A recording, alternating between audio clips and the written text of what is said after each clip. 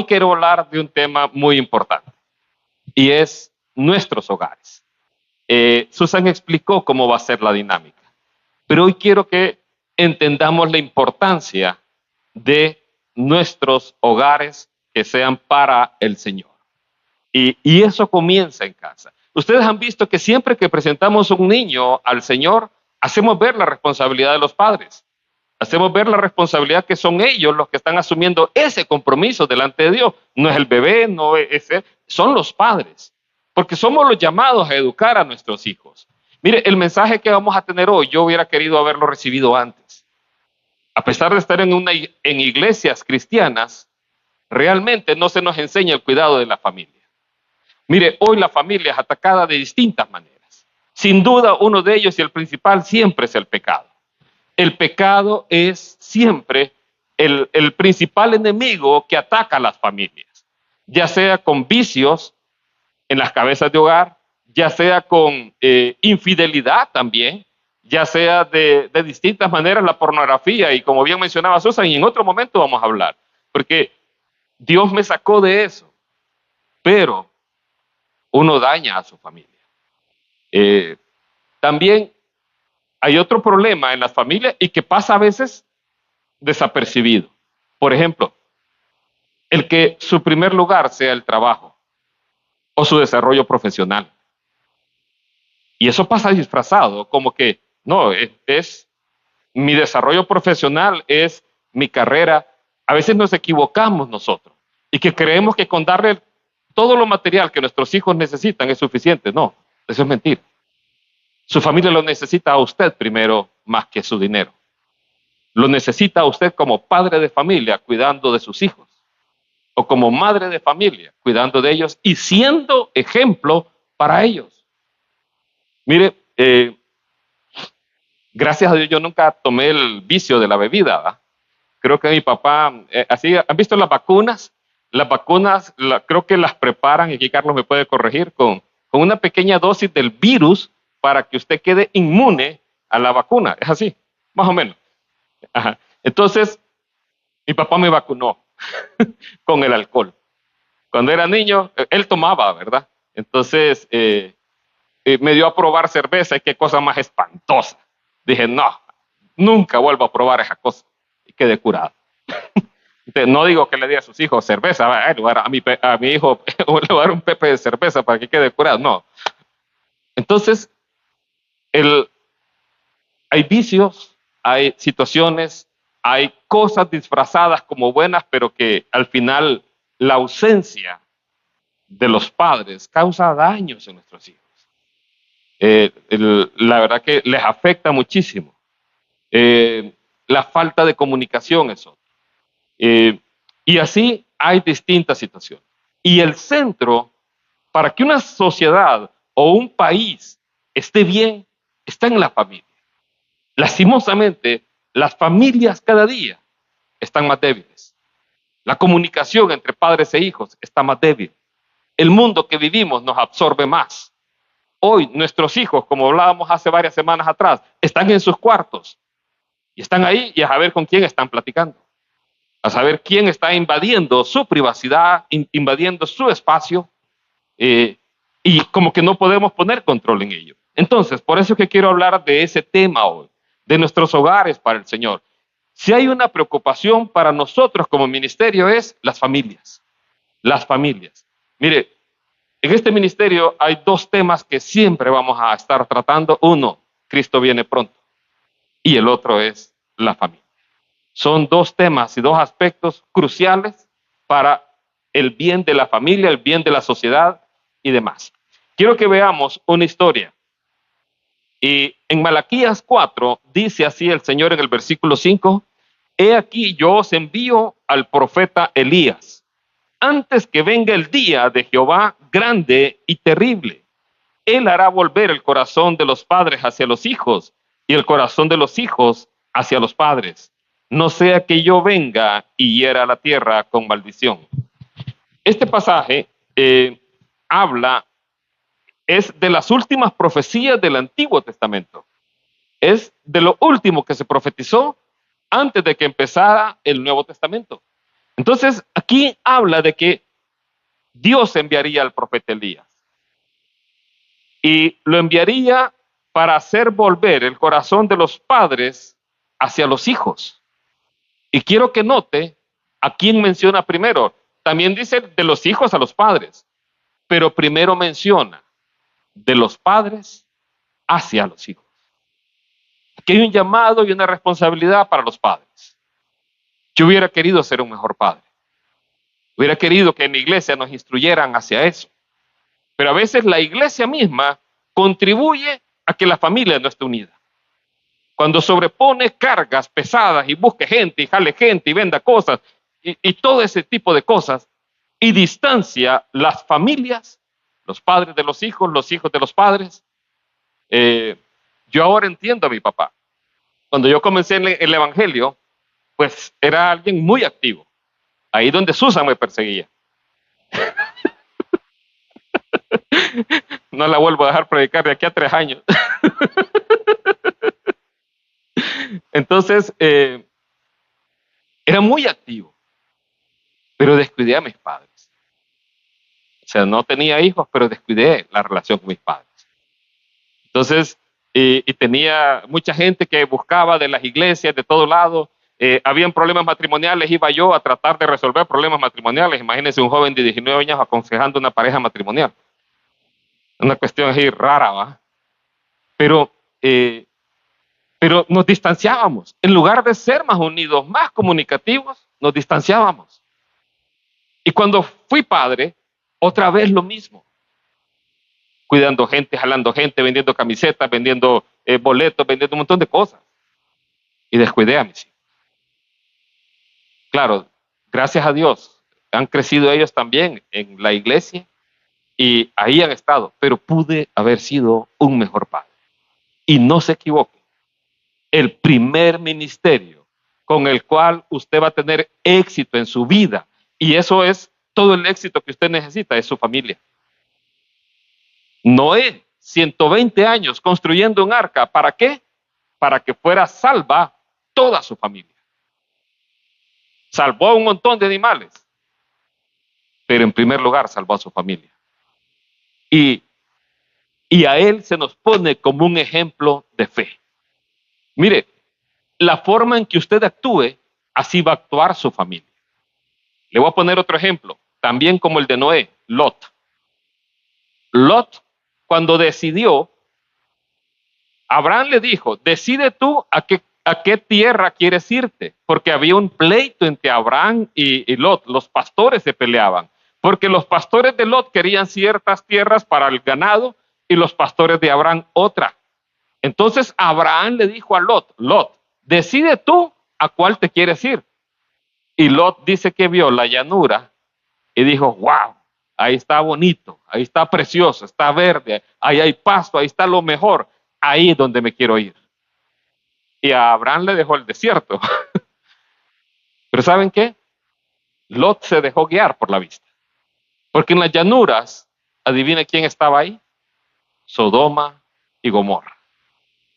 Usted puede escoger hoy dónde quiere vivir. Imagine que es como que le dijeran, ¿dónde quieres vivir? ¿Las Vegas o Tegucigalpa? Vaya. En Las Vegas quieren vivir varios. Entonces, pero a eso va a exponer su familia. Quiero que mire el resultado de Lot. Lot, su esposa, amaba el mundo. Terminó amando al mundo. Las 2 hijas de Lot vieron normal acostarse con su padre para tener hijos.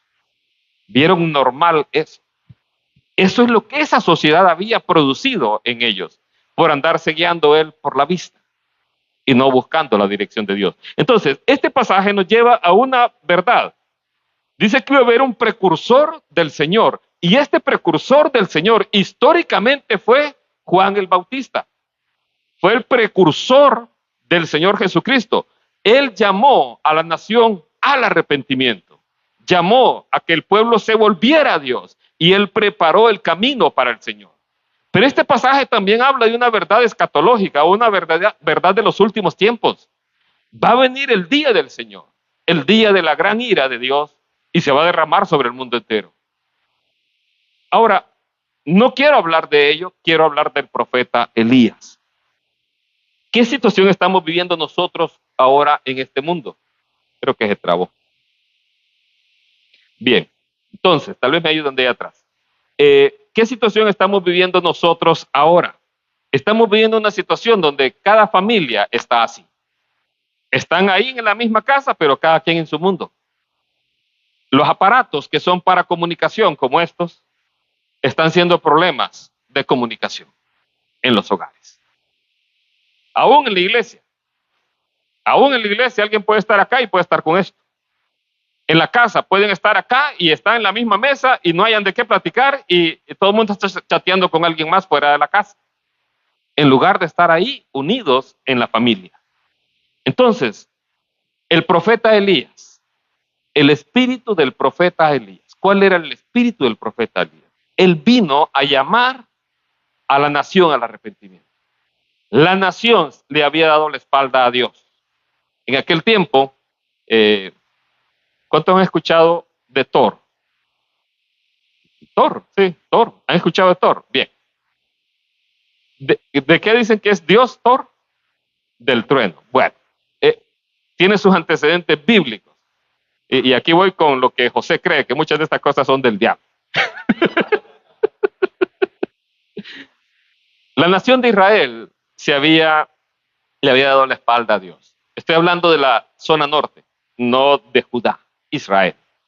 Y entre sus deidades tenían a Baal. Y Baal era el dios del trueno, de la lluvia, de Thor.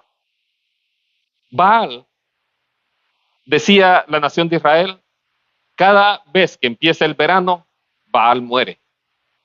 Y cuando empieza el invierno, Baal resucita. Eso es lo que creía la nación de Israel. Le habían dado la espalda al Señor. Y entonces, la otra deidad que tenían era Acera. Acera era la deidad femenina. Y frente al altar de Baal y frente al altar de Acera, ahí se promovía la promiscuidad sexual, el libertinaje. En aquel tiempo la religión se unía precisamente con esa promiscuidad y era promovida ahí.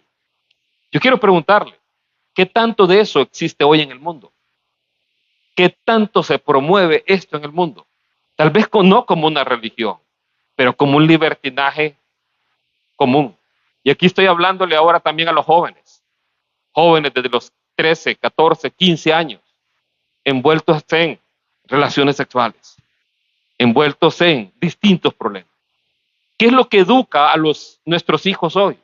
Precisamente esos aparatos celulares y todo eso es lo que está hoy provocando ese tipo de influencia en nuestros hijos. Pues producto de eso vino la sequía a Israel.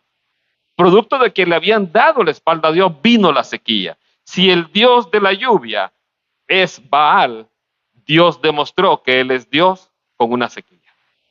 Y hubo una sequía tremenda sobre la tierra, 3 años y medio, en donde no había agua en Israel.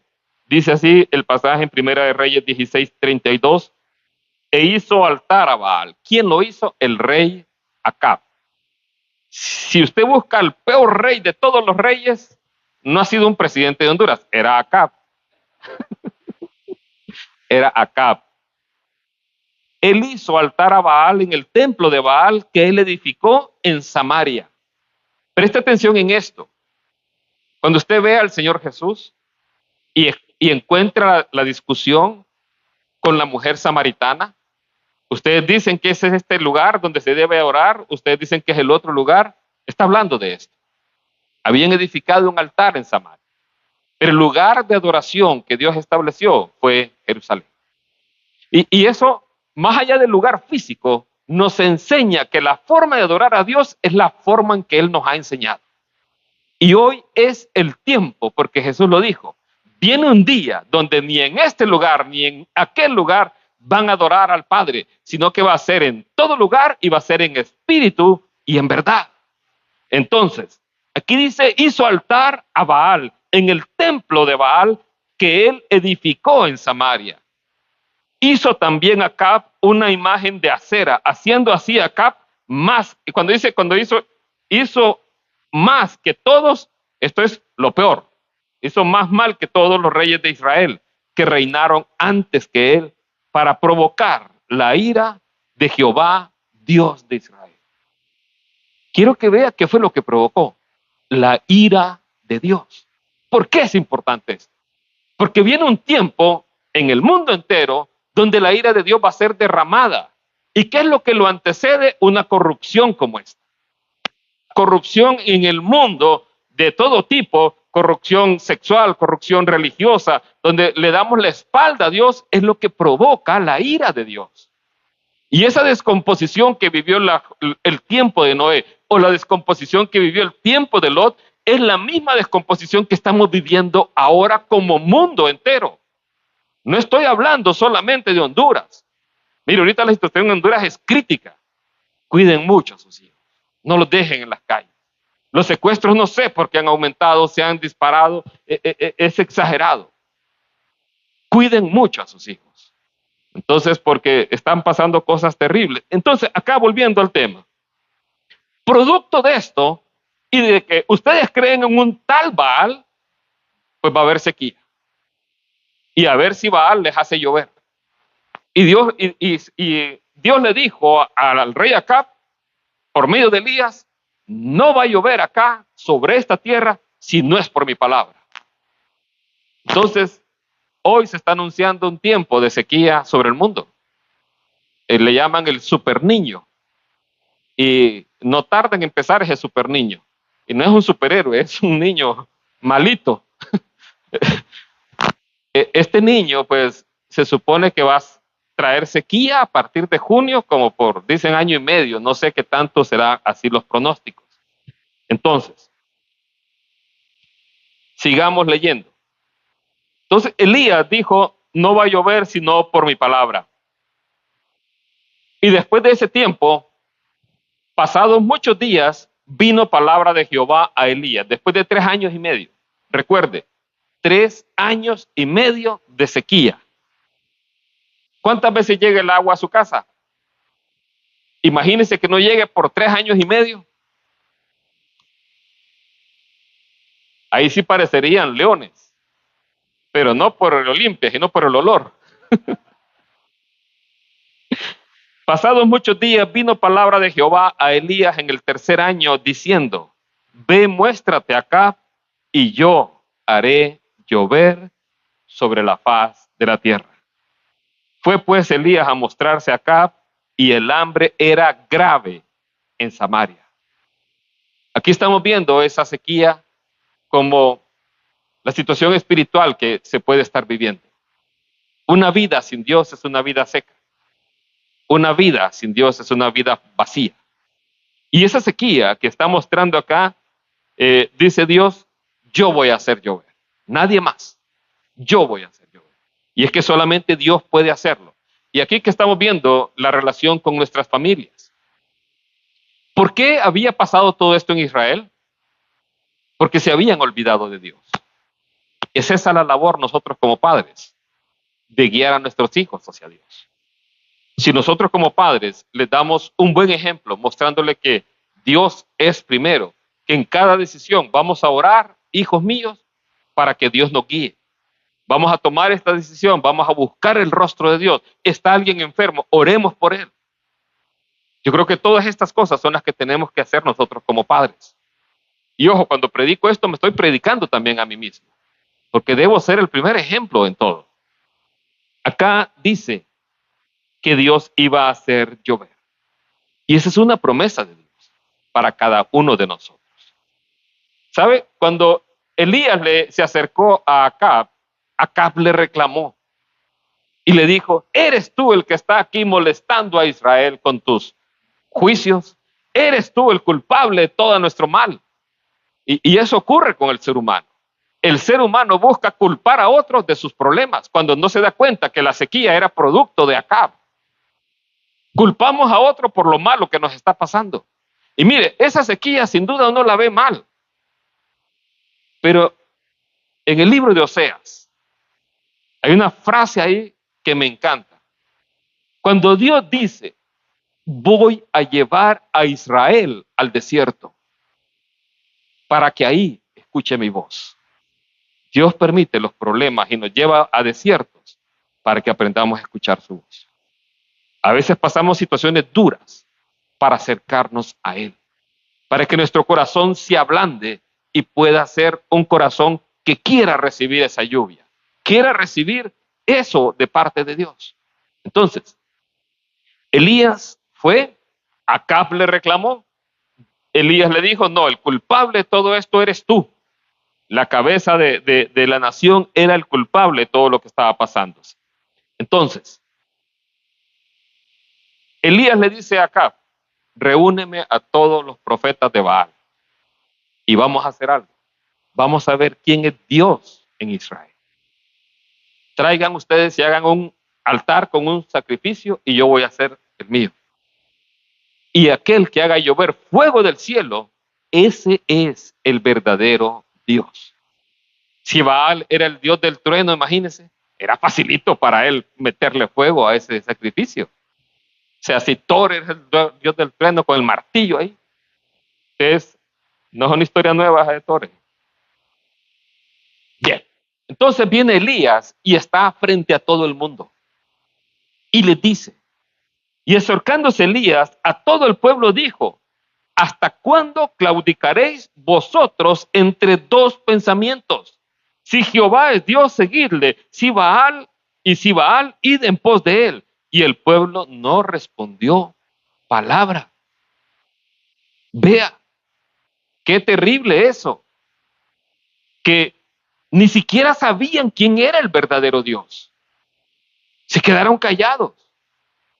Los confrontó, les dijo, ¿por qué están ustedes dudando entre dos pensamientos? ¿Por qué se preguntan entre dos pensamientos quién es Dios? Nuestros hijos no deben de tener esa duda. Nuestra familia no tiene que tener esa duda. Tiene que tener la claridad suficiente para responder y decir, Jehová es Dios. Y no digo que tengan que decirlo del diente al labio, sino que en cada decisión que tengan que enfrentar ellos en su colegio, en su trabajo, con sus amigos, donde quiera que estén, sepan ellos cómo responder y digan, Jehová es Dios, por eso no hago esto o no hago lo otro. Por difícil que sea, tiene que ser así. Entonces, me sorprende a mí que este pueblo no pudo responder. Simplemente se quedó callado, como aquel que decía, ¿y por qué no habló? Pues amor. Así se queda. Tengo una foto con él, por cierto. Un día esta la voy a traer ahí.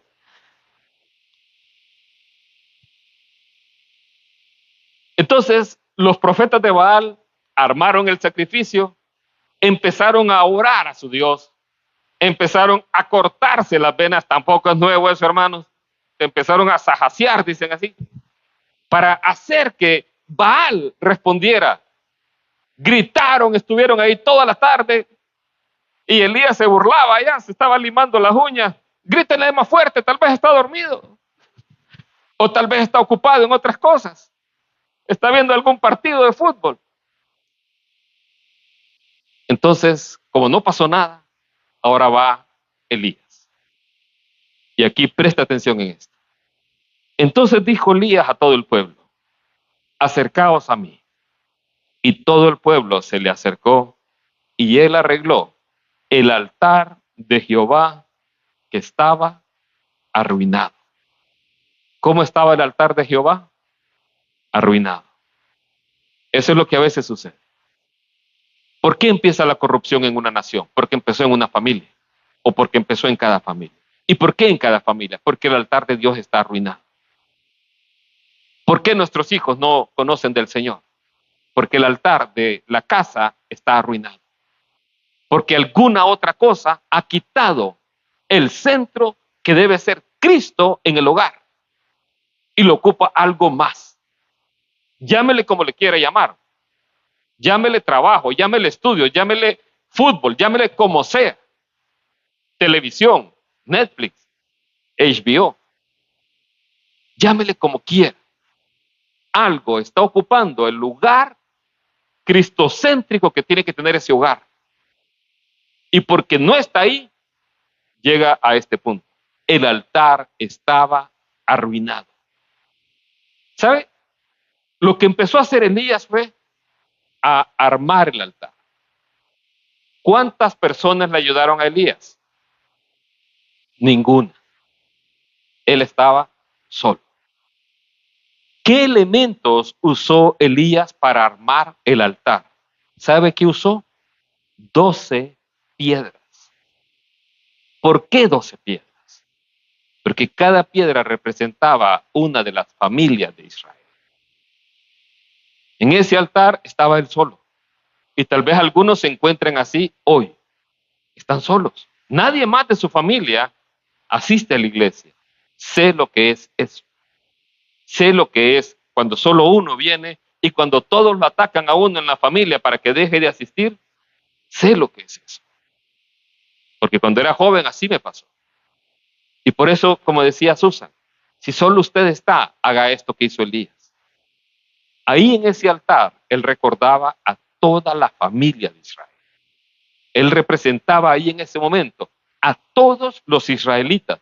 Eran idólatras, eran perdidos, se habían descarriado, pero no los olvidó. No deje de orar por ellos en ese altar. No deje de orar por ellos, porque dice Dios que Él buscó quien se pusiera en la brecha entre Él y la tierra y no lo halló. Pero que en su familia lo encuentre a usted. Poniéndose en la brecha por su familia, por su hijo, por su hija, por su esposo, por su esposa, o usted por sus padres. Póngase usted en esa brecha, a favor de ellos, clamándole a Dios. Dios lo escucha, amado hermano.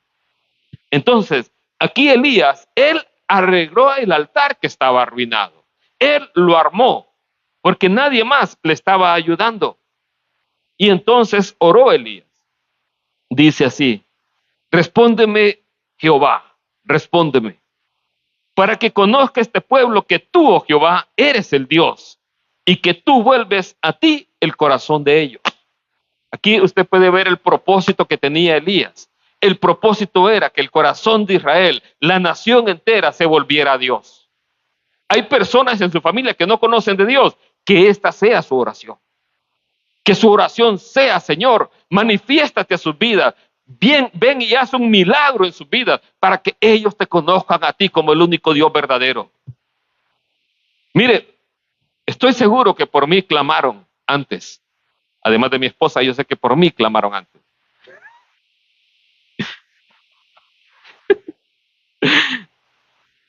Mi abuelita clamó por mí. Mi abuela clamó por mí. Me acuerdo mi relación con mi abuela, ahorita que estamos hablando de eso. Mira, antes de ser cristiano, mi abuela me maltrataba. Cuando me maltrataba, si hacía cosas malas, ¡guau! La verdad que no es maltrato, es lo merecido. Era como el ladrón en la cruz: yo estoy aquí por lo que merezco. Solo que en ese momento uno no lo siente así, el chancletazo o la faja. Una vez no lavaba mi ropa y estaban unos vecinos ahí y sacó toda la ropa sucia. Aquí está tu ropa, anda a lavarla, me decía. Entonces, así era mi relación con mi abuela. Pero acepté al Señor y todo cambió. Me andaba así chineadito. Me ayudaba a lavar la ropa, me hacía comida, entonces todo cambió. Sé que ella clamó por mí también. Y un día le entregué mi corazón a Jesús. Así tenemos que clamar por otros, aunque no estén con usted, aunque no lo apoyen, aunque lo critiquen, aunque sean el tropiezo que usted a veces ve, que cuando llegue a la casa y no, ¿y cómo es que sos cristiano? Clame por ellos. Por ellos murió Cristo también. Entonces, aquí Elías dice: respóndeme, Jehová, respóndeme, para que conozca este pueblo que tú, oh Jehová, eres Dios, eres el Dios, y que tú vuelves a ti el corazón de ellos. Entonces cayó fuego de Jehová y consumió el holocausto, la leña, las piedras y el polvo, y aún lamió el agua que estaba en la zanja. Quiero que preste atención a ese detalle. ¿Cuántos años llevaban sin lluvia? 3 años sin lluvia.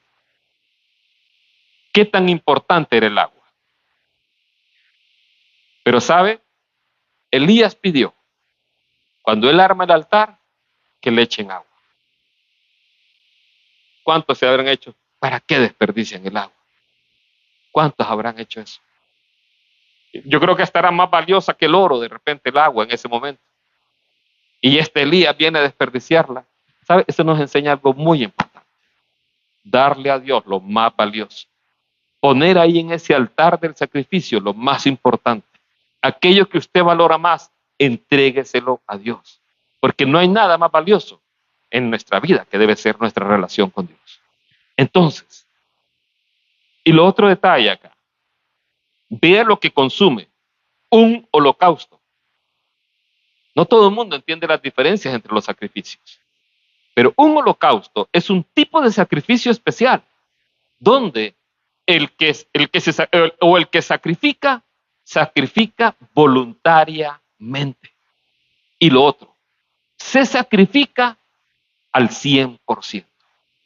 Ofrecer un holocausto al Señor es entregar nuestra vida completamente a Él. Totalmente, sin reservas. Es exactamente como el libro de Romanos nos dice, que presentemos nuestros cuerpos como sacrificio vivo. Y cuando dice sacrificio es holocausto vivo. ¿Le ha entregado totalmente su vida a Dios? ¿O lo entrega con condiciones, así como los contratos del gallo Magallo o de las tarjetas de crédito? Le doy esto, pero con esta tasa de interés, con esto acá. Y tiene que entregarse sin condiciones, amado hermano. Para servir al Señor hay que entregar toda área de nuestra vida. Mire, a una iglesia, Jesús le dice, he aquí yo estoy a la puerta y llamo. Y cuando dice llamo, no es que está tocando ahí suavecito, ¿sí? No, está dando aldabonazos, está sonando la puerta increíblemente para que le puedan escuchar y le puedan abrir la puerta de su corazón. A una iglesia, amado hermano. No dice al mundo, no dice al pecador, dice a la iglesia, le estoy diciendo que me abra la puerta para que me deje entrar a su vida. Y si me dejan entrar a su vida, yo entraré y cenaré con él y él conmigo. Entonces, él dice que le está tocando la puerta y él está ahí. Sí, Señor, te voy a dejar entrar, pero solo a la sala. O Señor, te voy a dejar entrar, pero está bien, la cocina también. El comedor si querés, pero a mi cuarto nunca. Porque ahí es mío. Y ahí tengo cosas ocultas que no quiero que tú sepas. Mire, él ya la sabe, hermano. ¿Sabe por qué nos lleva a veces Dios al desierto? Y se lo dije hace poco, pero Dios llevó a Israel al desierto para descubrir lo que había en su corazón. ¿Será que Dios no sabe? No, no es para que Dios descubra lo que hay en su corazón, sino para que usted descubra lo que hay en su corazón, para que usted reconozca lo que está mal en su corazón. Por eso Dios nos manda al desierto. Ya me acordé de esa serie, Los peligros del desierto. La vamos a retomar. Entonces, le decía, es un holocausto, consumió la leña, consumió las piedras. ¿Por qué consume las piedras? Consumió las piedras y el polvo y aún el agua que estaba en la zanja. ¿Por qué consume las piedras? Por una razón. Samaria no era el lugar donde se adoraba a Dios. El lugar de adoración era Jerusalén. Y aquí Dios está haciendo una excepción para mostrar su poder. Pero además está demostrando algo que viene en el futuro cuando Cristo Jesús viene. Y es que ya no es ni en aquel monte ni en el otro, sino que es en todo lugar donde se va a adorar al Señor y donde cada uno de nosotros va a empezar a formar parte de un templo de Dios. Dios ha mandado fuego 5 veces a la tierra para un sacrificio. La primera cuando estableció el sacerdocio de Aarón.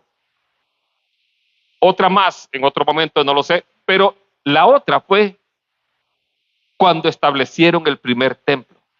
Ahí mandó fuego del cielo. Esta es otra ocasión. Y todo esto simplemente representa algo, mi hermano. El momento en que Él mandó su Espíritu Santo a nuestras vidas. Cuando viene el Espíritu Santo con poder y nos consume totalmente y mata al viejo hombre. Muere el viejo hombre. Entonces, Las piedras son consumidas para mostrar el centro de adoración que era Jerusalén en ese tiempo, pero también para mostrar que viene un tiempo donde ya el lugar de adoración es cualquier lugar. Viéndolo todo el pueblo, se postró y dijo, Jehová es el Dios, Jehová es el Dios. Entonces, aquí el pueblo se volvió a Dios y termino con este pasaje. Dice así, Primera de Reyes 18:44. Eh, ¿Cómo ocurrió eso? Dios va a hacer llover ahora. Dios le dice al criado, ve, Elías le dice al criado, sube a la montaña, ve si hay algo que se mire. No habían nubes para nada. Pero la séptima vez, el criado le informó, desde el mar viene subiendo una nube, es tan pequeña como una mano. Vea, es algo tan pequeño como una mano. Esa séptima vez, Elías entendió, ya viene la lluvia. Entonces Elías le ordenó, ve y dile a Acab, engancha el carro y vete antes de que la lluvia te detenga. Elías entendió que la lluvia venía, las nubes fueron oscureciendo el cielo, luego se levantó el viento y se desató una fuerte lluvia. Y entonces vino la lluvia a la nación de Israel. ¿Sabe? Cuenta ahí la historia y usted lo puede leer más adelante. Acab se fue antes, ahí donde le dijo al palacio, se fue Acab antes, se fue en un caballo, y Elías se fue después. Pero el poder de Dios vino sobre Elías, y Elías llegó antes que aquel que iba en caballo. Yo por eso, ¿quién es el corredor más rápido del mundo? ¿Quién tiene el récord mundial? Usain Bolt. Pero es que todavía no medían aquí el tiempo y la velocidad de Elías. Él recorrió 40 kilómetros más rápido que un caballo, para que saque cuentas. Todo por el poder de Dios. Entonces, es increíble. Claro, después entra en depresión, pero ahí vamos a... Eso es para otra historia. Eso es para otro momento. Dice ahí en Deuteronomio 11:14, yo daré la lluvia de vuestra tierra a su tiempo, la temprana y la tardía, y recogerás tu grano, tu vino y tu aceite. ¿Por qué una nación se pierde? Porque las familias se pierden. ¿Por qué las familias se pierden? Porque Cristo no es el centro de ese hogar. Aquí vimos cómo en la nación de Israel el lugar, el altar de Jehová estaba arruinado. ¿Cómo está en su casa? ¿Cómo está en su vida? Y aquí es más llamarnos a una reflexión, para que de aquí salgamos con un propósito de reunirnos en nuestra casa, reunirnos en nuestros hogares. Pastor, solo soy yo. Reúnase usted ahí. Dios está con usted ahí. Siéntese a los pies del maestro. Órele ahí. Así como Elías no se olvidó de ninguna de las tribus de Israel, no se olvida de ninguna de su familia. Tarde o temprano Dios va a hacer esto. Va a traer lluvia. Y mire, cuando leí el primer versículo de Malaquías, él dice que viene un tiempo donde va a desatarse la ira de Dios. Pero antes de eso va a ocurrir el arrebatamiento de la iglesia. Mediten esto. Supóngase que uno de sus hijos no conoce de Dios y usted se va en el arrebatamiento. Su niño de 13, 14, 15, 16, 17 años se queda acá, sin sus padres, sin sus hermanos, se queda solo. Para los peores cataclismos que el mundo va a haber. Va a haber gran confusión, va a haber gran dificultad, pero él va a estar solo. Por eso usted tiene que luchar por su familia. Hace poco le escuchaba a un predicador esta reflexión y reflexiónelo usted. Imagínese que usted tiene la oportunidad de retroceder en el tiempo. Y perdón que voy a robar esta prédica, pero me causó mucha reflexión. Usted puede retroceder en el tiempo. Y usted puede ir al 10 de septiembre del 2001. 10 de septiembre del 2001. ¿Qué ocurrió el 11 de septiembre del 2001? Las Torres Gemelas. Bien. Usted puede ir al 10 de septiembre del 2001. Y retrocediendo al 10 de septiembre del 2001, usted ya sabe qué es lo que viene. Usted sabe qué es lo que va a ocurrir. Pero a usted se le prohíbe decirle qué es lo que va a ocurrir. ¿Qué haría? ¿Puede usted simplemente salvarse y decir, pues, pastor, yo no me voy a meter a las Torres Gemelas? Pero ¿de qué forma ayuda a las personas que sí van a estar ahí? ¿De qué forma los ayudaría? Predicándoles de Cristo, hablándoles del Señor. Pero tal vez le cueste la vida. Tal vez no le escuchen. Tal vez se burlen de usted. Tal vez lo ignoren. ¿Lo haría? Es lo que Dios nos ha mandado. Y si bien pongo la situación así, tan crítica como de un día para otro, tal vez son años, pero su familia debe de saber del amor de Cristo. ¿Cómo creerán si no hay quien les predique? ¿Cómo oirán si no hay quien les hable? Cuán hermosos son sobre los montes los pies de los que anuncian la paz, de los que publican salvación, de los que dicen a Sión o a la nación, Jehová reina. Nuestros hijos deben de saber. Aquí hay varias familias que están esperando bebés. Edúquenlos desde pequeños, desde que están niños. Háblenles del amor de Dios desde niños. Como le digo, yo hubiera querido que desde la iglesia nos enseñaran eso. Más importante que tener un grupo allá es cuidar nuestra familia. Más importante que andar buscando otra gente es cuidar nuestro hogar. Debemos de hacerlo y esmerarnos por ello. No ande vendiendo boletos, no ande haciendo... No, cuide a su familia. Es el ministerio que Dios le dio. Deuteronomio 6, amarás al Señor tu Dios con todo tu corazón, con toda tu alma, con todas tus fuerzas. Y estas palabras que te hablo hoy estarán en tu casa y les enseñarás en tus hijos, estando en el campo, estando en la casa, al acostarte y al levantarte. Serán como frontales en las puertas, estarán en tu frente. Esa es nuestra labor. Y como le digo, la responsabilidad y el deseo de nuestro corazón hoy de aquí es que se levanten hombres y mujeres que quieran jugar el rol trascendental que tenemos. Si esta es la generación que va a ver la venida del Señor, y yo así lo creo, hay una responsabilidad histórica inmediata antes de su venida. Y es tiempo que el corazón de los padres, ojo, de los padres se vuelva a los hijos. Y así el de los hijos se va a volver al de los padres. Es el tiempo ahora. Ahí está, yo quiero que cierre sus ojos, que incline su rostro.